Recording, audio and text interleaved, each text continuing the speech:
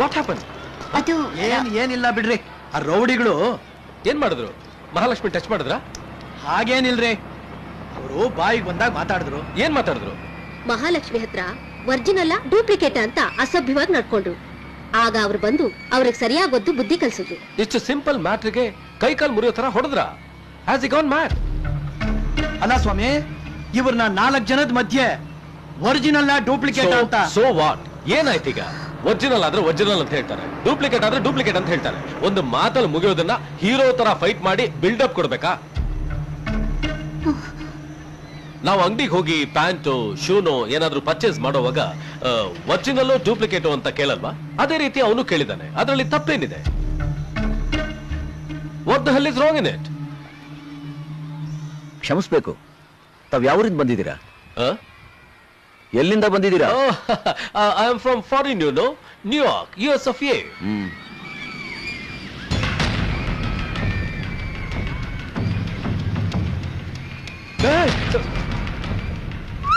Oh, no. Hey, look, mister, this is too much. ನೋಡಿದ್ರಾ, ಗಂಡಸರು ಕೇಳಿದ್ದಕ್ಕೆ ನೀವೇ BP ಜಾಸ್ತಿ ಮಾಡ್ಕೋತಾ ಇದ್ದೀರಾ. ಪಾಪ ಹೆಣ್ಣುಡುಗಿ ನಾಚಿಕೆ ಪಟ್ಕೊಳ್ದೆ ಹೇಗೆ ಹೇಳ್ತಾಳೆ ಸರ್? ನೀವು ಫಾರಿನಲ್ಲಿ ಹುಟ್ಟಿದ್ರೋ ಎಲ್ಲಿ ಹುಟ್ಟಿದ್ರೋ ನನಗೆ ಗೊತ್ತಿಲ್ಲ. ನಾನು ಈ ಮಣ್ಣಲ್ಲಿ ಹುಟ್ಟಿದ್ದೀನಿ. ಈ ಪವಿತ್ರವಾದ ಮಣ್ಣಿನಲ್ಲಿ ಹುಟ್ಟಿರೋ ಪ್ರತಿಯೊಬ್ಬರಿಗೂ ಒಂದು ಹೆಣ್ಣಿನ ವಿಷಯದಲ್ಲಿ ಹೇಗೆ ನಡ್ಕೋಬೇಕು, ಹೇಗಿರ್ಬೇಕು ಅನ್ನೋ ಚೆನ್ನಾಗಿ ಗೊತ್ತಿರುತ್ತೆ. ಕೊಬ್ಬಿದ ಕೆಲವರು ಅದನ್ನು ಮರ್ತಿರ್ತಾರೆ. ಹಾಗೆ ಮರ್ತಿರೋರಿಗೆ ಜ್ಞಾಪಿಸೋ ಕೆಲಸ ನಾ ಮಾಡಿದ್ದೀನಿ. ಸಭ್ಯತೆ ಅನ್ನೋದು ಈ ಪವಿತ್ರವಾದ ಮಣ್ಣು ನಮಗೆ ಕಲಿಸ್ಕೊಟ್ಟಿರೋ ಪಾಠ. ಫಾರಿನ್ನಲ್ಲಿ ನೀವು ಬಟ್ಟೆಯಲ್ಲಿ ತಿರುಗಾಡೋ ಕಲ್ಚರ್ ಇರ್ಬೋದು, ಆದರೆ ಇಲ್ಲಿ ಅಂಗಡಿನಲ್ಲೂ ಹೆಣ್ಣು ಬೊಂಬೆಗೆ ಬಟ್ಟೆ ತೊಡಿಸಿ ಸಭ್ಯತೆ ತೋರಿಸೋ ಸಂಪ್ರದಾಯ ಇದೆ. ಪ್ರೀತಿಯಿಂದ ತನ್ನ ಮಗುಗೆ ಎದೆ ಹಾಲು ಕುಡಿಸೋದನ್ನ ಬಿಟ್ರೆ ತನ್ನ ಗಂಡ ಬಂದ್ರು ಕೂಡ ನಾಚಿಕೆಯಿಂದ ತನ್ನ ಸೆರಗನ್ನ ಮುಚ್ಕೋತಾಳೆ. ಅಂತಹ ಸಂಸ್ಕೃತಿ ಸಂಪ್ರದಾಯದಲ್ಲಿ ನಮ್ಮ ಹೆಣ್ಣು ಬೆಳ್ಕೊಂಬಂದಿದ್ದಾಳೆ. ಅಂತ ಹೆಣ್ಣಿನ ಜೊತೆ ಕೆಲವರು ಅಸಭ್ಯವಾಗಿ ವರ್ತಿಸಿದ್ದಾರೆ. ನೀವು ಮಾಡಿದ ತಪ್ಪು ಅಂತ ನಾನು ಅವ್ರಿಗೆ ಹೇಳಿದ್ದೀನಿ, ಬುದ್ಧಿ ಹೇಳಿದ್ದೀನಿ. ನಾನು ಮಾಡಿದ ತಪ್ಪು ಅಂತ ನಿಮ್ಗನ್ಸಿದ್ರೆ ದಯವಿಟ್ಟು ನನಗೆ ಕ್ಷಮಿಸಿ. ನನ್ನ ಥರನೇ ನೀವಿರ್ಬೇಕು ಅಂತ ನಾನು ಹೇಳ್ತಾ ಇಲ್ಲ. ನೀವು ಫಾರಿನ್ ಹೋದ್ಮೇಲೆ ಅಲ್ಲಿ ಯಾರಾದ್ರೂ ನಿಮ್ಮ ಹೆಂಗಸರನ್ನ ಒರಿಜಿನಲ್ಲ ಡೂಪ್ಲಿಕೇಟಾ ಅಂತ ಕೇಳಿದ್ರೆ ತಾವು ತಮ್ಮ ಹೆಂಗಸರ ಜೊತೆ ಧಾರಾಳವಾಗಿ ತೋರಿಸ್ಬೋದು, ಎಲ್ಲರೂ ನೋಡಿ ಸಂತೋಷ ಪಡ್ತಾರೆ.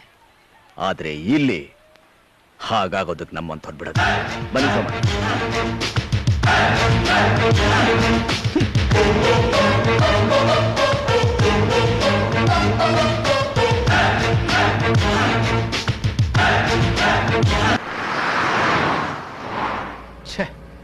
ಮೂಡ್ ಅಪ್ಸೆಟ್ ಮಾಡ್ಬಿಟ್ಟ.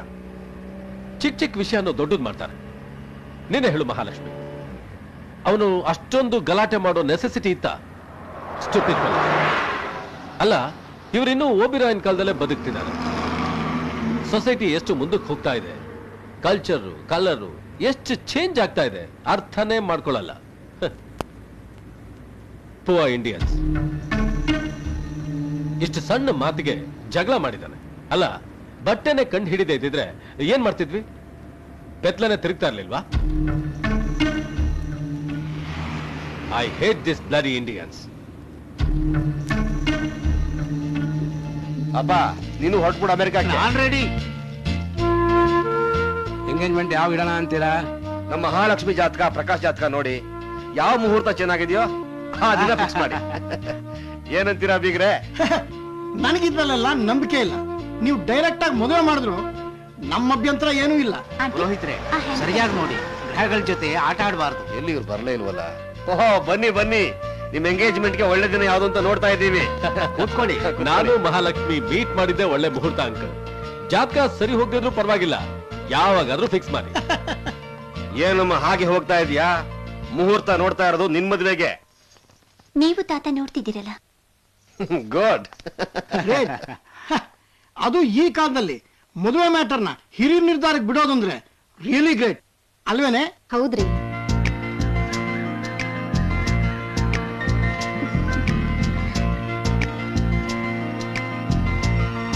ಮಹಾಲಕ್ಷ್ಮಿ, ಅವ್ರು ನೋಡಿದ್ರೆ ನಿನ್ಗೇನನ್ಸುತ್ತೆ?